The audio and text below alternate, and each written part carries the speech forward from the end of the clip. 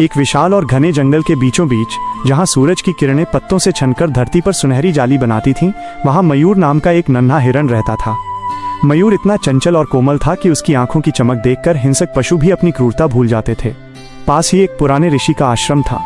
मयूर अक्सर वहां जाता और ऋषि के चरणों में सिर रखकर सो जाता। ऋषि उसे अपने पुत्र की तरह प्रेम करते और उसे जीवन की अनमोल बातें सिखाते। एक दोपहर जब जंगल शांत था, भीम नाम का एक कठोर शिकारी वहां आया। उसने जैसे ही मयूर को देखा, उसकी आंखों में लालच चमक उठा। उसने अपना धनुष साधा, लेकिन मयूर की सहज इंद्रियों ने उसे खतरे का आभास करा दिया। मयूर अपनी जान बचाने के लिए बेतहाशा भागा। वो झाड़ियों को लांघता हुआ, कांटों से गुजरता हुआ एक गांव की ओर निकल गया। उसने मदद की उम्मीद में लोगों की ओर देखा, पर शिकारी के डर से किसी ने उसे शरण नहीं दी।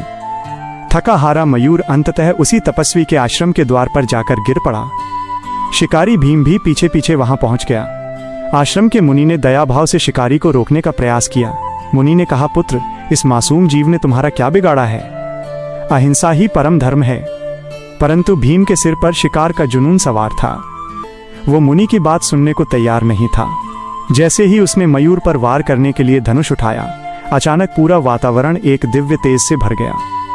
आसमान से एक अलौकिक रोशनी उतरी और स्वयं भगवान प्रकट हुए। भगवान के उस ओजस्वी रूप को देखकर शिकारी के हाथ से धनुष छूट गया और वो घुटनों के बल गिर पड़ा। भगवान ने शांत स्वर में कहा, भीम, जिस जीव को तुम मारना चाहते हो, उसके भीतर भी वही प्राण हैं जो तुम्हारे भीतर हैं। हर प्राणी में मेरा ही अंश वास करता है। भगवान की वाणी सुनकर शिकारी की आंखों से अज्ञान का पर्दा हट गया। उसने मयूर को मुक्त कर दिया और सदा के लिए हिंसा का त्याग कर दिया। पूरा गांव और आश्रम इस दृश्य को देखकर नतमस्तक हो गया।